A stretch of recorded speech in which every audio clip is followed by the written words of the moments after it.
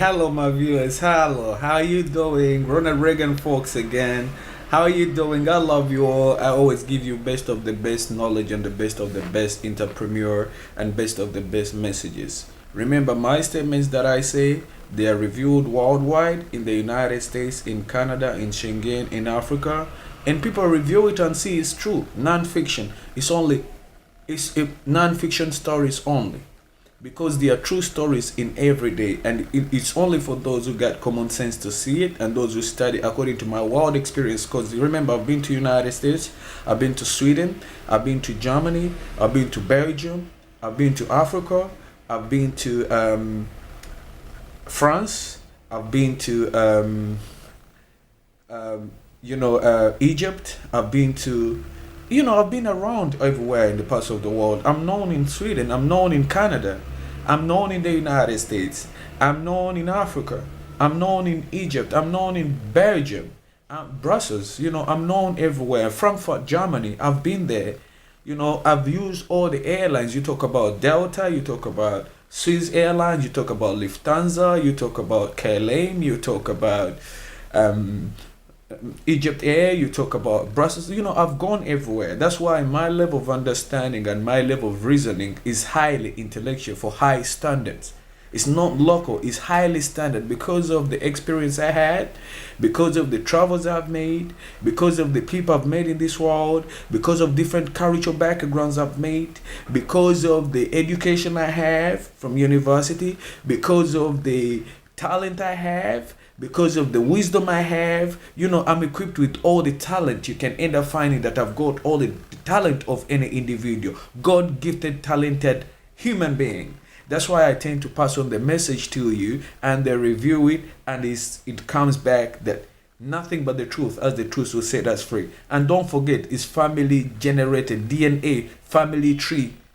It's family tree. Since my grandparents, they were all hardworking entrepreneurs and rich and successful. So it's all about me manifesting into it's in me, but I've manifested it. That's why you end up finding I was in California, I was there, I play football, I do everything. So the point I'm going to talk about today, you guys, when I get back to the point of my conversation today on media, is about, I don't know why white doctors, they freeze women's eggs.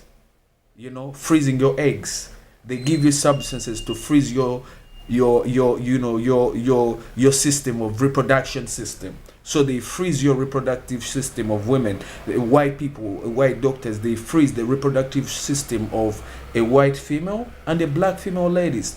That it shouldn't be right, because they are trying to control population. Freezing of eggs of women to reproduce, which we see in institution, is not nice. You go and investigate it. It's not that they tell you directly, but there's a way they come and tell you, because you're vulnerable to the level that they encourage you that it's not suitable depending on which kid you're gonna have. So they do it to a lot of women out there. You can question a lot of women in society today, and when they are pregnant and they go there, they say I'm 2 months or 3 months pregnant, and they ask them who is the boyfriend, is he black or white. So depending on the race of the father, they try to discourage them. But confident women say, no, I'll keep it, I don't mind, I'll stay with my baby no matter which circumstances. You are entitled to have your own baby. Those smart women, they always target vulnerable women and try to convince them to do abortions or to freeze the eggs of this individual. But who does it?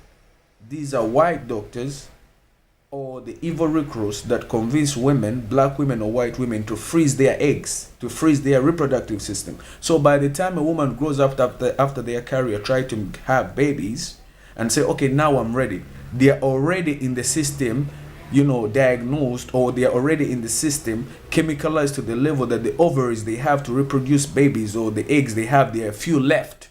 Because when they are still younger is the time you have for you to be fertile enough in your reproductive system to have children. 18 to about 30, that's the age a woman should be conceiving children.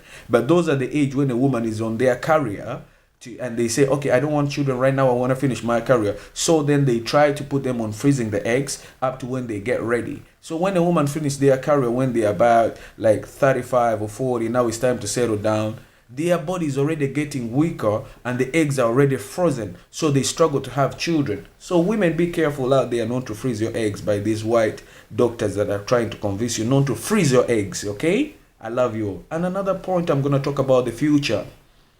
British Empire is gone.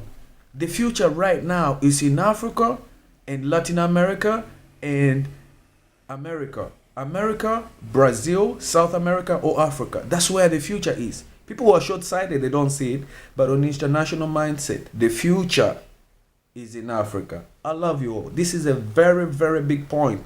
The future is in Africa and South America. You like it or you don't. I give you an example why the future is there.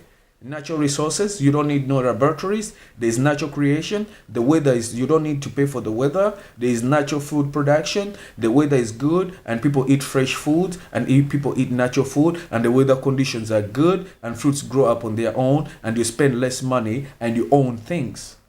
So people who think of the future, they can see it, natural creation. You can't stop that. You can't stop future. The future is in Africa and South America. You guys investigate why Africa and South America is the same. I can't spend a lot of time talking about it, but that's where the future is. Where in Genesis, where it started, that's where it's gonna end. That's the future. For those who think 100 years from now, you should know that the future is up there. I love you all. Nice to meet you once again. Ronald Regan, folks. The future is in South America, and Africa. Bye-bye.